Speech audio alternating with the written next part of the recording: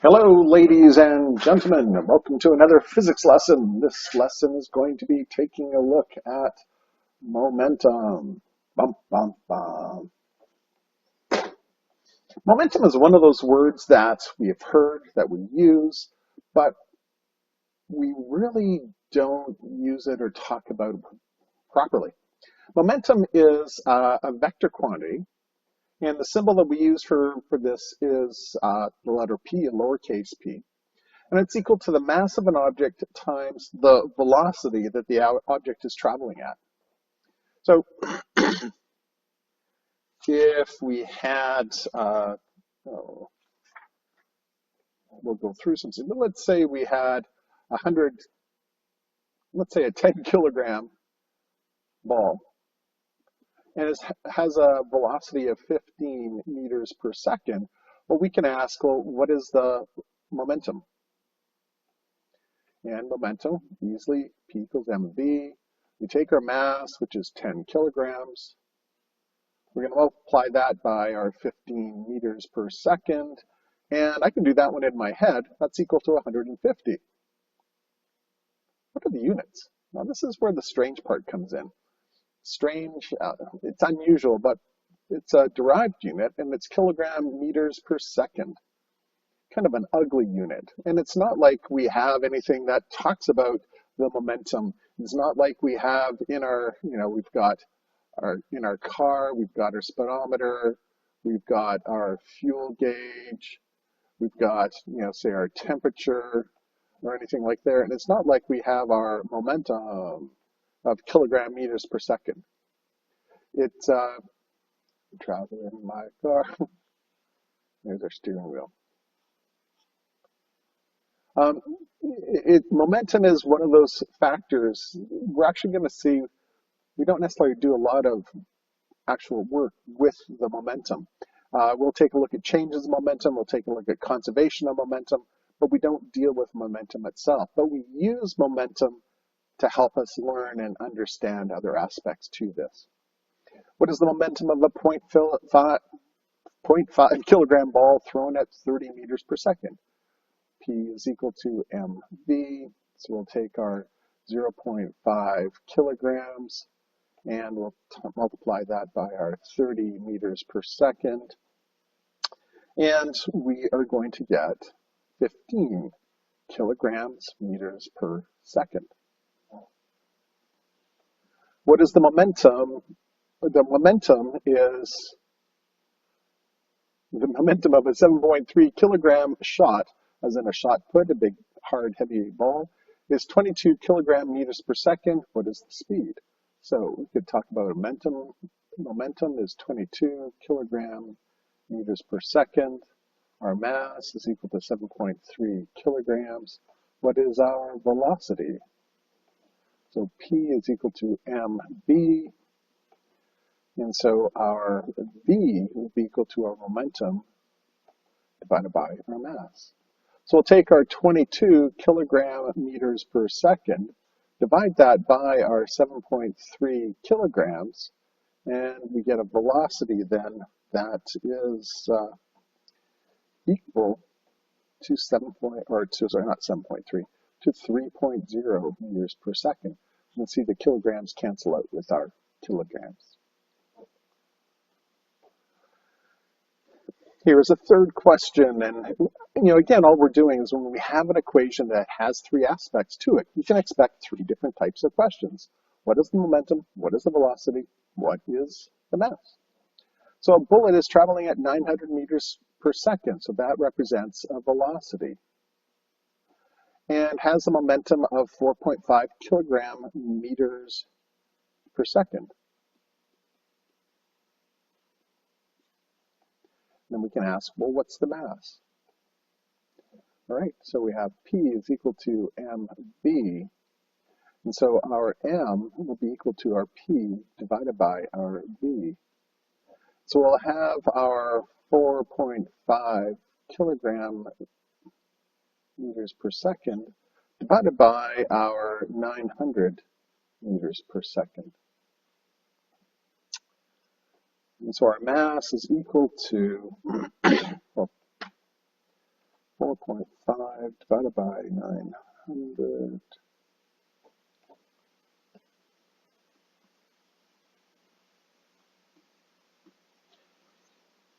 0.0050 kilograms.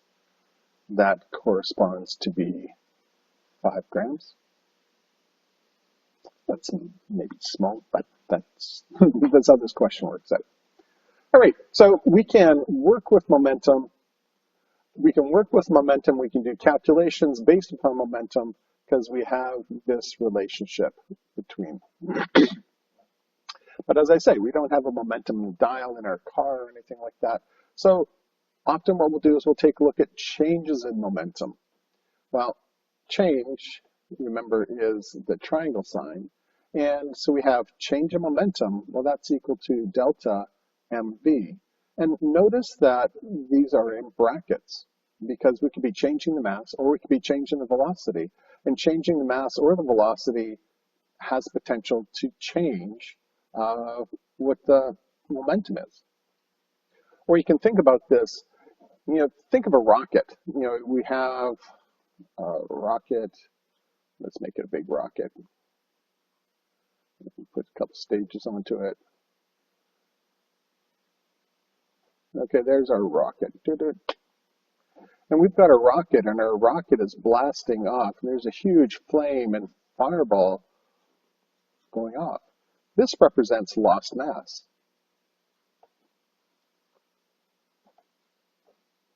So we're losing this mass. This is getting lighter all the time, less and less mass. So if we're changing our mass, keeping our momentum the same, our velocity is going to increase. This number is getting smaller. This number has to get larger in order to maintain the same momentum. So rockets tend to accelerate in their velocity as they're going up, as they're throwing these things out. Anyways, we can take a look at changes in momentum as we go through. So here we have a 2.5 kilogram ball changes from 6 meters per second to 8 meters per second. What is the change in momentum? Right, so let's deal with m is equal to 2.5 kilograms, summarizing our information. Changes fro, this should be from. So we have v naught is equal to 6.0 meters per second, and our v is equal to 8 meters per second, and we want to know what the change in momentum is. And change in momentum, that's equal to our delta mv. But in this case, the mass isn't changing, the velocity is changing.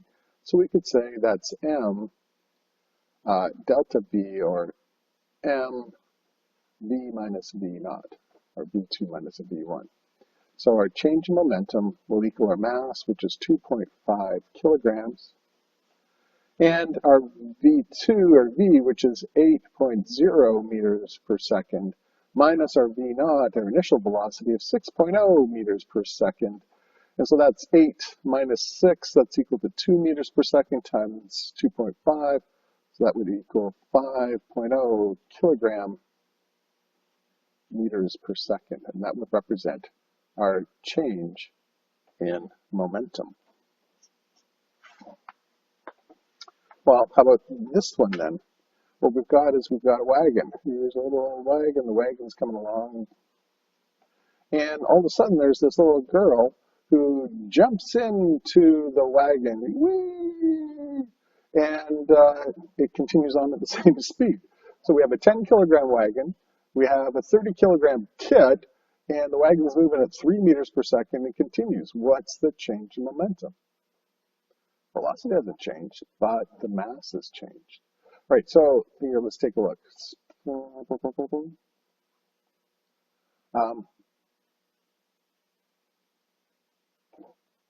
What MO is equal to 10 kilograms. Our M is equal to, well, that's going to be 30 plus 10. That's equal to 40 kilograms. And our velocity is equal to 3 meters per second. So our change in momentum, delta mv.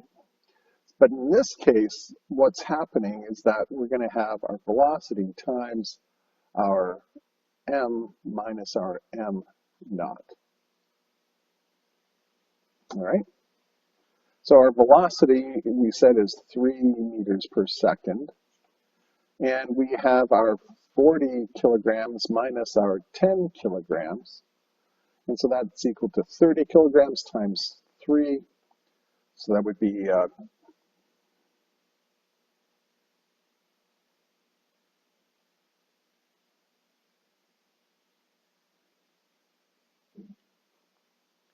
30 kilograms times 3. 90 kilogram meters per second. And so we've just worked it out this way. So this is how we're working with changes in momentum. But what is happening for something to change velocity? So, and if we're talking about change in momentum is equal to our mass times our change in velocity, what causes a change in velocity? Well, an acceleration causes a change in velocity. And if we're going to have a change in an acceleration that's happening, according to Newton's second law, Newton's second, when does an acceleration happen? Well, when we have a net force that is not equal to 0. Hold on, we just did Newton's law. Yeah, well, things sometimes continue to apply. So, if we were to take a look at this, so a change in velocity,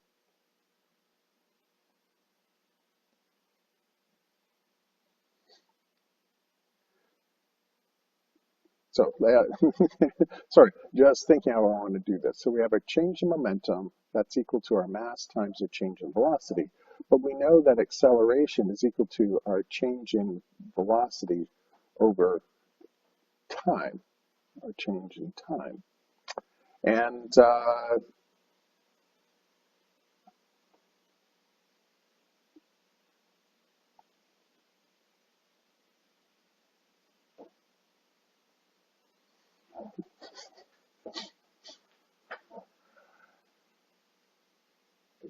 so if we have, all right, sorry. So if we want to consider F is equal to MA, and we have F is equal to M, well, A is equal to our change in velocity over our change in time. What we can do is here we can take this delta T and bring it over to the other side. So we have F delta T is equal to our M delta V, but these are all vectors here, I might as well leave those in. That's equal to our change in momentum.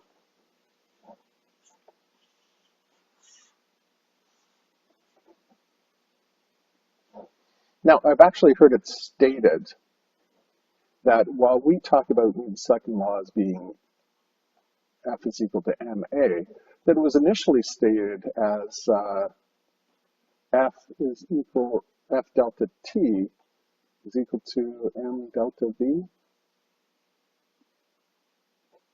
That, anyways, that Newton's second law was actually taking a look, or was really expressed in terms of changes in momentum. This is really getting bad here. Let's try that again. All right, so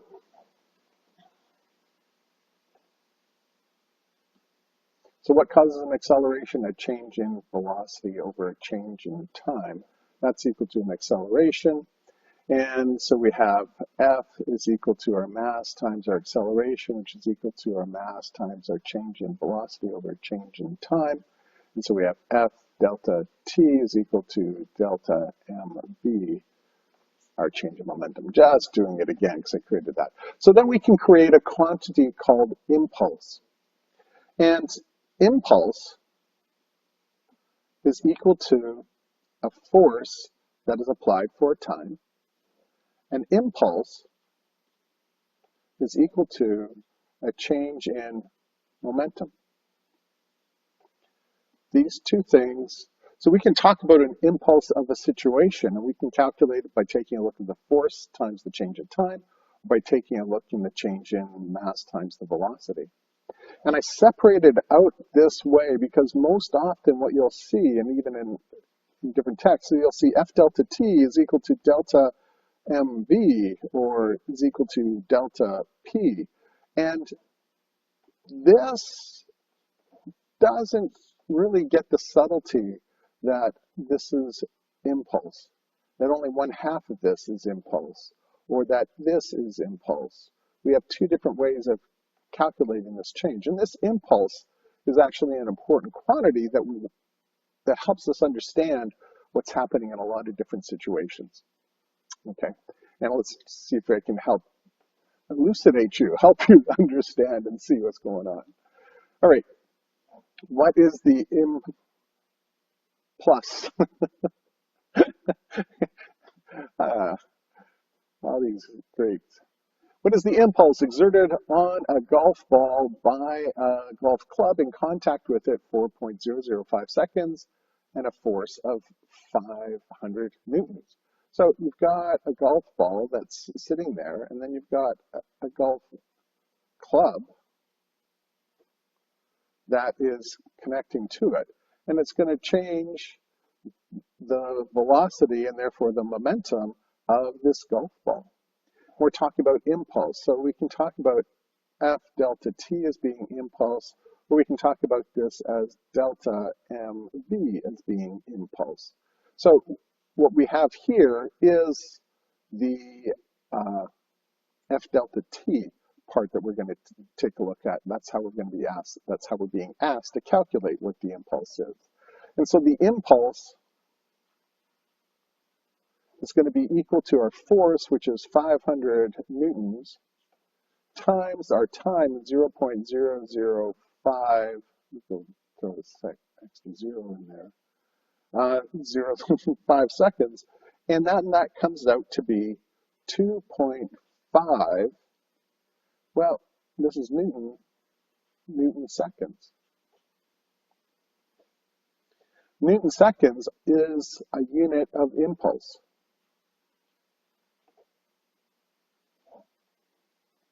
How does that work? Let's talk about this unit here, because we know that the unit of momentum is kilogram meters per second. This is Newton seconds, and shouldn't that also be equal to the units of momentum, because that's what we're seeing up here? Yep. So let's consider F is equal to ma.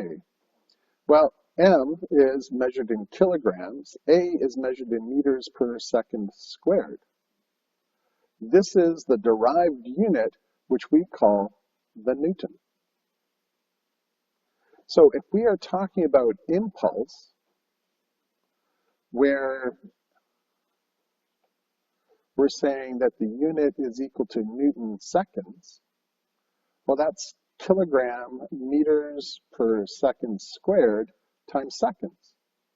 And so this seconds cancels out with that squared term, and we're left with kilogram meters per second, the units of momentum. Newton seconds, impulse, we can use that as a unit, or we can use kilogram meters per second. If let's go back, do this. If you ever watch Star Trek, not Star Trek, Star Trek, and the old ones, they always talked about their impulse engines.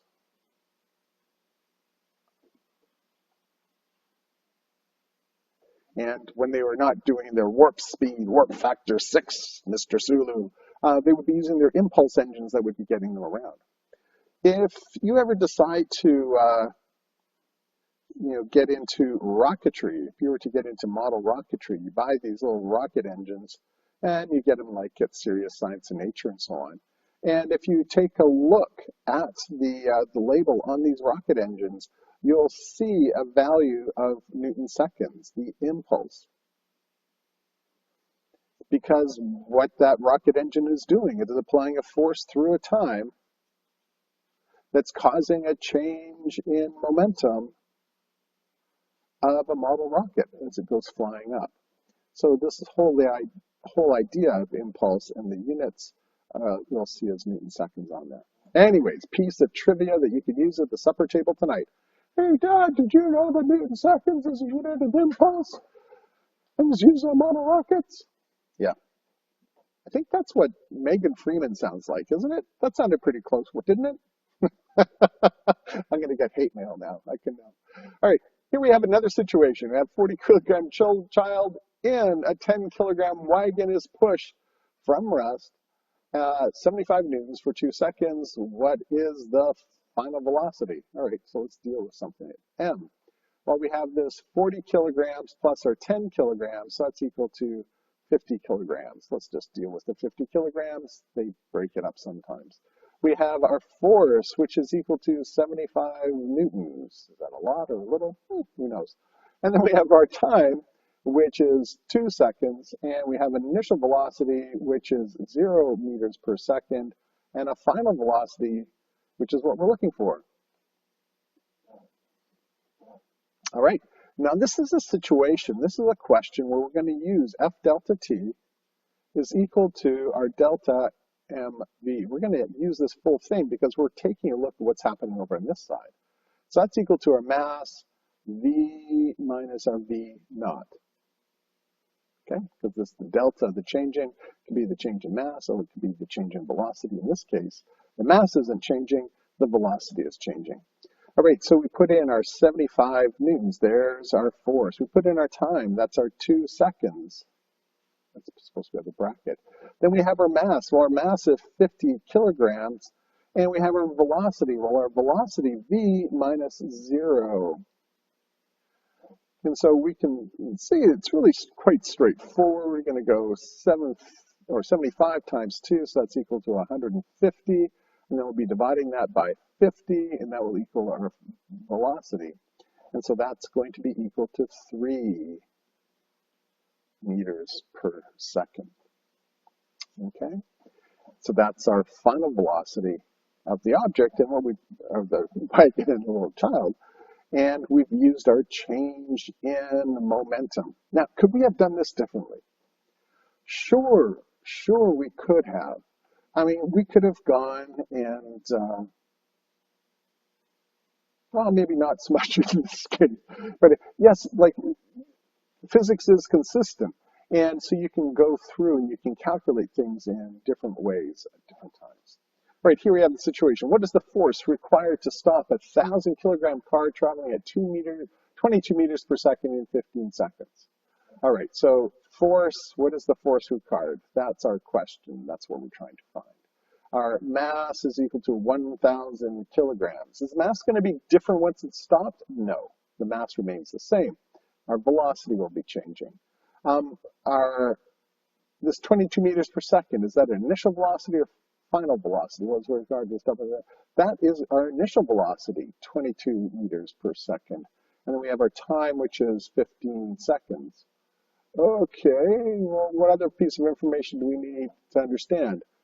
We're stopping, and that means that our final velocity is equal to 0 meters per second.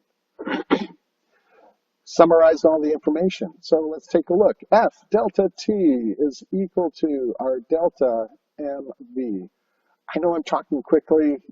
It's already been 23 minutes trying to just make sure that we get through this. All right. We're looking for the force. So we could say our force is equal to our change in momentum. Well, our mass is going to remain the same. So that's our 1,000 kilograms. Our change in velocity, well, that's going to be our v minus our v naught.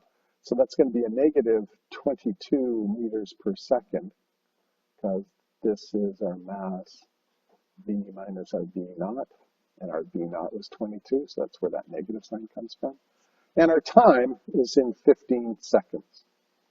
So we do the calculation, 1,000 times negative 22 divided by 15 equals,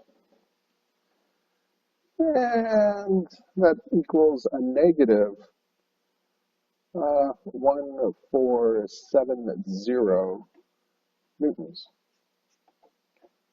Is that big or low? Don't know. Let's say we did it in 1.5 seconds. Now, let's say we did it in 0.5 seconds, okay? So we're going to change this question. If we change this question to 0.5 seconds in 1/100th the length of time, so then we're going to have is, well, you can do the calculation. We're going to have 1,000 times our -22 divided by 0.15, and we're now getting 147,000 newtons. Our length of time is shortened by 1/100th. And the amount of force is increased by 100.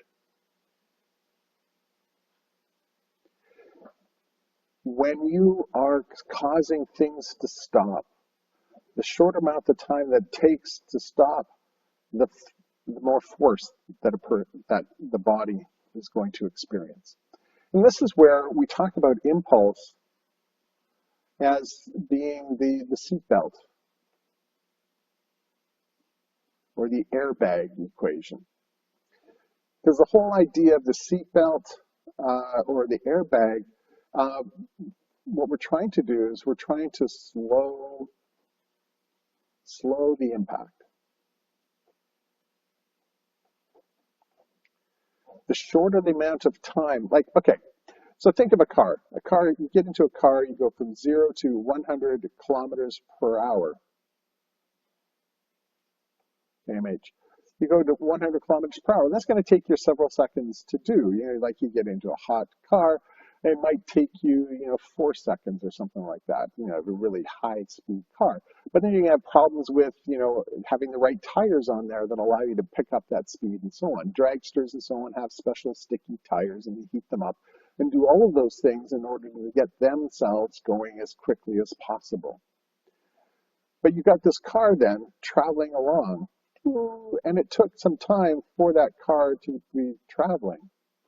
But let's say somebody suddenly puts a tree in front of you, and then what you end up having is a scrunched car because you've brought to an end.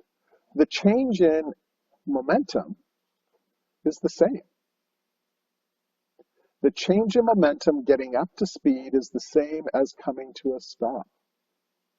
The impulse will be different because it's the time that's different in both these cases. Well, so I guess the impulse would be the same, but it's going to be the amount of time that it takes. It's going to change the amount of force. And for a given change in momentum, that's equal to we talked about our F delta T. Now, why can't I get? All right, so I just crashed this program. But, we're talking about the length of time it takes a car to stop, the idea of seat belts and airbags and so on. Come on, what's going on here? I told you to choose the pen. So for a change in momentum, well, we're going to have an F delta T. I mean, that's a way of talking about our impulse and our momentum. Our change in momentum is the same, whether we're going from 0 to 100 or 100 to 0 represents the change in momentum. But here's the thing. We have the force and we have the time. If the force is large, then it's going to take, let's do it. I don't want. My order's wrong. If the force is small, then it will take a long time to do that. If you don't step on the accelerator very quickly, you'll get up to speed, but it's going to take you a long time to do that. If you're drag racing somebody, you step on the accelerator as quick as you can because you want that time to be smaller. But that represents the same 0 to 100, where represents the same change in momentum. But the other way of doing this is when we have a large force and a small time. And that's when we're going from 100 to 0. Really represents the same magnitude and the change in momentum, but we have a large force. And so if you're, think of a person in a seatbelt, or it's in a car, what they have in front of them is a windshield. And if there's no seatbelt on them, then what's going to happen is that this person, it's all fun, of course it is. Can we ungroup this? Group, ungroup. All right. So okay, we'll try grouping this. All right. So if we have this person and they're in their car, they're going to come forward, and when the car stops, like this is again going back to Newton's law. Newton's laws of inertia. When an object at rest remains at rest, when an object in motion remains in motion, traveling in a straight line. When your car comes along and hits that tree or that telephone pole, your car comes to a stop, but you continue traveling. And if you're continuing traveling, then you're going to run into that windshield. And your head does not like running into windshields. But if we can do something, so if we can put a seatbelt over top of you, that seatbelt stretches and it slows the impact, makes this not as small, increases the size of this so the force can get larger. So the larger the T, the smaller our F we can have. And so you might end up with bruisings and so on, but you're not going to end up dead because you hit the windshield. Likewise, we have in our dashes airbags that deploy out very, very quickly. And when you run into that airbag, get rid of the seatbelt, we run into the airbag, poof. And when we run into the airbag, it again stops us slowly, increases the time, so the force is going to be less. But haven't people died from airbags? Yes, people have died from airbags, and it tends to be small women, because women tend to be smaller than men anyways, and if you have a small woman, and literally this is the truth. When I was young, my grandmother, she was old, and she would come to drive, and it must have been when my grandfather had died. Anyways, I still remember seeing her drive. This is the steering wheel, and seeing her peering out from below the steering wheel as she was driving. It was crazy. For her, she would have had the seat moved way up close. And what can sometimes happen, because the airbag has to open within thousandths of a second, it has to be fully deployed within thousandths of a second. If you get hit in the chest, if you're too close and got hit in the chest by that, it can cause trauma and can kill people, and that has happened. Good old Grandma Cope driving in her car. Smiled lots. Give her a nosy. She was always baking, bringing us food. Anyways, so when we are, when we're driving, we wear seatbelts or we have airbags so that we slow the collision down. And whether we're going from 100 to 0, 0 to 100, well, 100 from 0, that's where you're running into a brick wall, you stop quickly. And so we don't want you to be stopping to do that. All right, so here we have some review questions 1 to 6 on the review 7.6.